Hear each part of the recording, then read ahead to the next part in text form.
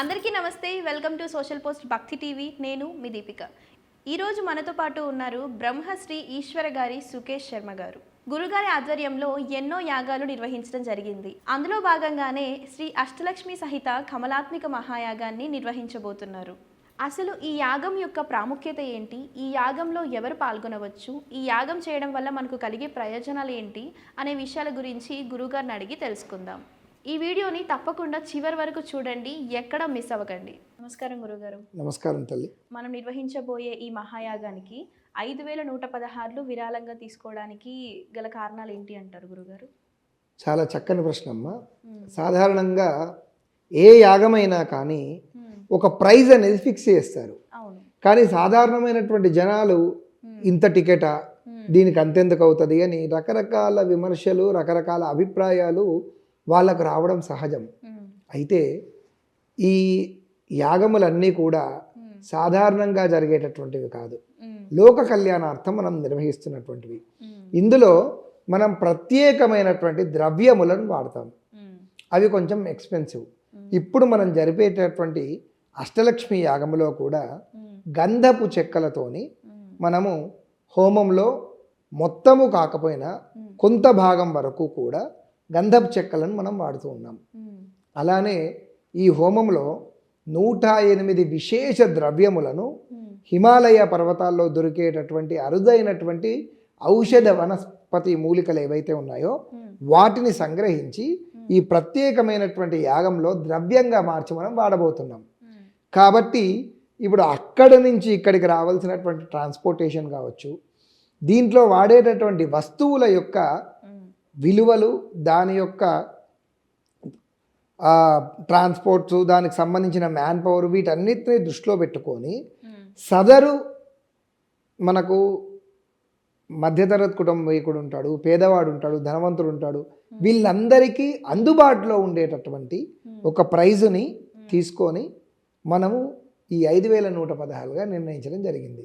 ఎందుకు అంటే ప్రతిరోజు మీరు ఒకసారి గమనించండి, మనం ప్రతినిత్యము ఇంట్లో పూజ చేసుకుంటూ ఉంటాం. పూజ అయిపోయిన తర్వాత చిట్ట చివరన మనం చెప్పేటటువంటి శ్లోకం ఏమిటండి? మంత్రహీనం క్రియాహీనం భక్తిహీనం జగదంబ అని మనం చేస్తాం కదా. ఇక్కడ మంత్రహీనం అంటే ఏమిటి? సరైన గురువును కానీ సరైన బ్రాహ్మణోత్తములను కానీ మనం ఎంచుకోకపోవటంతో మంత్రములో ఉండేటటువంటి స్వర, అక్షర, పద, వృత్త, వర్ణ, లోమ, అనులోమ, విలోమం అనేటటువంటి దోషములు ఉంటాయి. ఈ దోషముల వల్ల సరైన బ్రాహ్మణోత్తముడు మంత్రోచ్చారణ జరగకపోతే అక్కడ మంత్రలోపం జరుగుతుంది. తర్వాత క్రియాలోపం. ఈ క్రియాలోపం అనేది ఈ యొక్క వస్తువులు అన్నమాట. మనము మన ఇంటిలో ఉండేటటువంటి కుటుంబం అంతా కూడా నాణ్యమైనటువంటిది, పరిశుద్ధమైనటువంటి ఆహారం తినాలనుకుంటాం, కానీ కల్తీ ఆహారాన్ని తీసుకోవాలి అని మనం అనుకుంటామా? దాని ద్వారా ప్రాణం పోదు, కానీ అనారోగ్యంగా మన ఆరోగ్యం అయితే దెబ్బతింటుందా లేదా? అంటే నాణ్యత లోపించినటువంటి ఆహారాన్ని మనం తింటే మన యొక్క దేహంలో ఎలా అయితే మార్పులు జరుగుతాయో, మనము భగవంతునికి సమర్పించేటటువంటి పూజా ద్రవ్యములు కూడా అలానే నాణ్యత లోపం లేకుండా పరిశుద్ధమైనటువంటివి, స్వచ్ఛమైనవి మనం వేయగలగాలి. అలా వేసినప్పుడు మాత్రమే దానికి పరిపూర్ణత్వం లభిస్తుంది. ఇది క్రియ. తర్వాత మంత్రహీనం, క్రియాహీనం, మూడవది భక్తిహీనం. పై రెండు జరిగినా జరగకపోయినా మన యొక్క మనస్సు, మన యొక్క బుద్ధిని, చిత్తాన్ని ఆ జగదంబ యొక్క పాదాల మీద పెడుతూ త్రికరణ శుద్ధిగా మనము ఈ యొక్క యాగాన్ని నిర్వహించినట్టయితే ఆ జగదంబ యొక్క అనుగ్రహాన్ని ఖచ్చితంగా పొందుతారు అని మనము ఈ యొక్క విశ్వాసంతో ప్రతినిత్యము పూజలో ఈ శ్లోకాన్ని చెప్పుకుంటాం.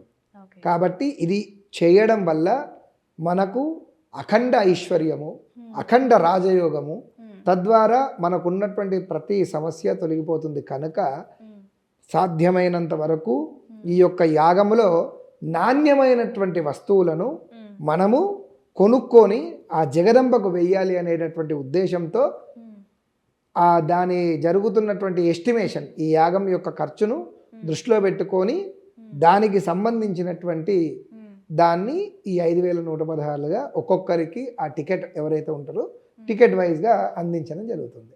ఓకే గురుగారు, చాలా మంది ఎక్కడెక్కడో ఖర్చు చేస్తూ ఉంటారు, కానీ ఇలాంటి మహాయాగాలు నిర్వహించుకోవాలనుకొని కోరిక ఉంటుంది, కానీ ప్రైస్ దగ్గర ఆలోచిస్తూ ఉంటారు. అటువంటి వారందరికీ మీరు చాలా చక్కటి వివరణ ఇచ్చారు. మీకు ధన్యవాదాలు. నమస్కారం.